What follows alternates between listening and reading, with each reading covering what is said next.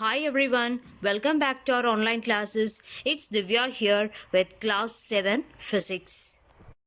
Today in our class, we will be taking the revision test plus your remaining topics and numericals of your first chapter. Now, let's take the test. So before giving you the question, I want to say something. Already you were informed that you will be writing the revision test on behalf of your parents. Parents, please make sure they write it on behalf of you. And for physics, you will be writing the revision test in your physics copy itself. You will be writing the physics revision test in the fair copy itself. Don't write it at the back side. You will write it in continuation. Suppose you have written with some notes, it is okay. Continuously you take a fresh page, put today's date, give the heading as revision test number 1 and then start doing your revision test. Here are the questions for your revision test. You are totally having 4 questions, out of which question number 2 will have 4 marks and rest of the questions will be for 2 marks each. Total 10 marks revision test. Now you can screenshot it and do your revision test on behalf of your parents.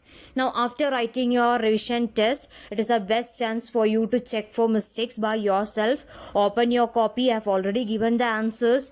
Check your answers and correct it by yourself in the physics copy itself. And when the school reopens along with the notes, the revision test will also be rechecked by the teachers. Hope you all will do the revision test properly. Now let's start with our today's topic. In our class we will be discussing about the small topic speed and also we will be discussing the numericals. We are going to discuss is about speed. Speed is the distance travelled in unit time given by speed s is equal to distance d upon time t. Now coming to the SI unit of speed, it will be measured in meter per second. Now that is only going to be the SI unit. Other units includes kilometer per hour also. Now from the same equation, you can derive the 3 equations which you will be using it for calculation and numericals. Now let us start with the numerical section, for which I request everyone to take your textbook page number 18. It actually starts from question number 17 of your question answer part is also a numerical. So this is the first solution to your question number 17.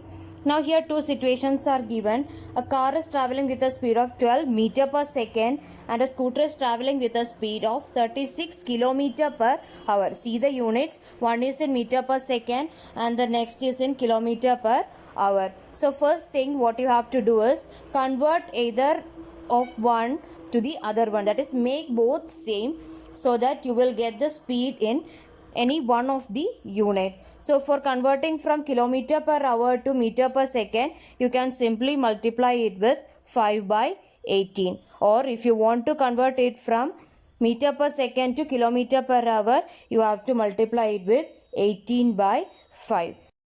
Now once you convert the speed of car and speed of scooter into the same unit, you will find that speed of car is going to be more than that of the scooter.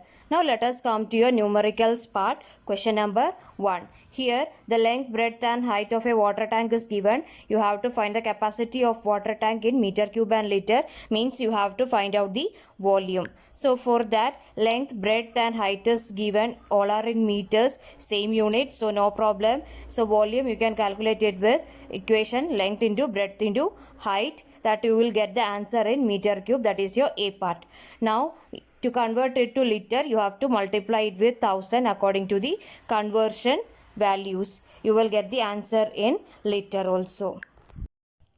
Now coming to question number 2, this is a question with respect to your displacement method, where here you are going to immerse a solid silver piece in water so that the water level rises from 50 ml to 62 ml. So according to your displacement method, the difference in volume will give you the volume of the immersed solid, right? So the same thing you are going to do it. You subtract the values or the difference in or the rise in value of your water level, you will get the volume of the solid silver piece immersed in that. Now coming to question number 3, The volume of a liquid present in a dish of dimension is given 10 centimeter into 10 centimeter into 5 centimeter. Usually it will be given in the order length into breadth into height. If dimensions are given, always it means that it is in the order L, B, H. Okay. Now length, breadth and height is given. So directly you find out the volume, length into breadth into height. Now when you come to a question number 4, it is given a rectangular field is of length 60 meter and breadth 35 meter. Find the area of the field. It is only a direct question. Length and breadth are given. So given it is a rectangular field. So area of a rectangle is given by length into breadth. So directly you can find the answer. Now question number 5 is regarding your graph. You have to count out the columns and write. That is the homework. Now coming to question number 6. Volume of a brass piece and mass of a brass piece is given. Directly you have to find the density in gram per centimeter cube and kilogram per centimeter cube. Now this is only a direct question. You know density D is equal to mass by volume. This is the equation. Mass is given, volume is given. You have to find the density. This is a direct question. So since in the question it is given in gram and centimeter cube, first part directly you will get. For the second part you have to convert it to kilogram per meter cube. That is, you have to solve it using the conversion factors. Now for your second part, no need for you to go for these long steps. Whatever answer you are getting it in your gram centimeter raised to minus 3, simply you multiply it with 1000. You will get the answer in kilogram meter raised to minus 3. Now coming to question number 7, mass of an iron ball is given, density is given, you have to find out the volume. You already know that density is equal to mass upon volume. So from this equation, volume will be equal to mass by density. Now mass is given, density is given, substitute and find the answer directly. Next question number 8. Here volume of cork is given, density is given. You have to find the mass. Same way you have the equation density is equal to mass upon volume. From that equation you can calculate mass is equal to density into volume. Now density is given, volume is given in the question. You directly substitute and find out the answer. Question number 9 is again a homework. Coming to question number 10. A cubical tank of side 1 meter filled with 800 kilogram of liquid. You have to find out the volume of the tank and density of the liquid. Now to find out the first answer, you have to first find the volume of the tank. That is, side of the tank is given. So volume of the cubical tank. So cube equation is going to be side cube, isn't it? So directly you can multiply and find out the answer for your first question. Now coming to the second question, you are having the volume value now is equal to 1 meter cube. Now mass is given, it is given to be 800 kilogram. Now density is equal to mass by volume. Mass value given in the question, volume you have found out in the first part. Substitute directly and find out the answer. Now coming to question number 11, dimensions of a block of iron is given, that is length into breadth into height is given. Now density of iron is also given. Here one thing you have to note is that is the dimensions are given in meter. Here density is given in gram centimeter cube. So what you have to do, convert this density to kilogram meter raised to minus 3. For that you have to multiply it with 1000. Now after that, first thing you have to find the dimensions are given. So you have to find out the volume. You will get the volume there, length into breadth into height. Now density you have already converted to kilogram per meter cube, centimeter cube. Now coming to a question number 11. The dimensions are given. As I told you, if it is given like this, automatically it will be in the order of length into breadth into height, with which you can find out the volume.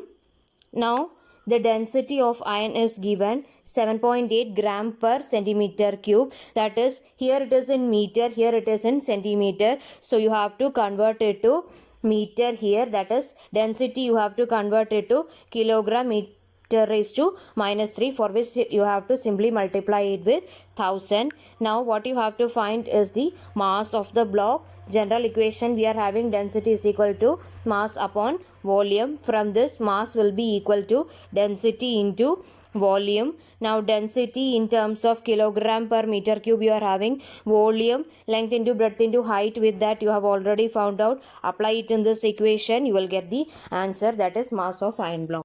Now coming to your question number 12, here mass of lead piece is given 115 gram. Then for finding the volume, the displacement method is being given, so that you have to find it using the displacement method equation, V2 minus V1. There you will get the answer as 10 ml according to the question. Now since you want to find the density of the lead, you have to convert this 10 ml to centimeter cube. So here no need to worry, because 1 ml is equivalent to 1 centimeter cube itself, so that 10 ml will be equal to 10 centimeter cube itself.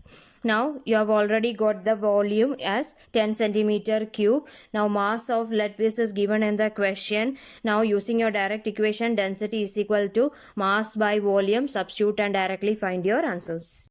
Now question number 13, it is just to convert from gram per centimeter cube to kilogram per meter cube, that you can do it as a homework. Now coming to your question number 14, now here distance of the car is given as 15 kilometer, time is given 20 minutes. You have to find the speed in kilometer per hour and also in meter per second. Now let's start doing it. Distance traveled by the car is given, time is given. You have to find out the speed, that is one thing you have to remember, here the time is given in 20 minutes, that you have to convert it to hour first and then only you have to do it. Now speed is given by distance upon time. So with this equation you can directly find out the answers. Since in the first minute you have converted to hour, the first answer directly you are going to get it in kilometer per hour itself. Now coming to the second part, you have to convert it to meter per second. Now to convert kilometer per hour to meter per second, no need for doing all these steps. Simply you multiply it with 5 by 18. Multiply the answer, that is 45 kilometer per hour with 5 by 18. You will directly get the answer in meter per second. In your question number 15, the distance is given 200 kilometer, speed is given kilometer per hour. Both are in kilometers, so no problem, no need to convert. Now you know the equation, speed is given by distance upon time. From this equation, what you have to calculate? You have to calculate how long the train means. You have to calculate that time. From the equation, you will get time is equal to distance upon speed. Now with this equation, you can find out the answer directly. Now you can stop it here, or if you can convert it, you can convert it into hour and minutes also. If you stop it here as in hours also, then also no problem. Now coming to your question number 16, speed of the boy is given 10 meter per second, time is given 30 minutes. So here it is in seconds and here it is in minute. You have to convert 30 minute to second before doing that. Now the question is, how much distance does he travel? Now after converting the time, what you have to do is, you are having the value of speed here, you are having the value of time in seconds, you have converted. Directly you can calculate the distance, that is speed is equal to distance upon time. According to this, distance will be equal to speed into time. So speed is directly given, time is given in minute, you have converted it in seconds. Put that value for time here and calculate. You will get the total distance traveled in meters. If you want, you can convert it to kilometer also. Now question number 17 and 18 is just to convert between kilometer per hour and meter per second, that you can do it as a homework. So with this, we are winding up the numericals part also. Now with this, we have completed your first chapter. Now for your homework, you have to complete the remaining question answers till question number 16 from your question answer part, and from your numerical part you are having homeworks question number 5, 9, 13, 17 and 18. So let us wind up for today.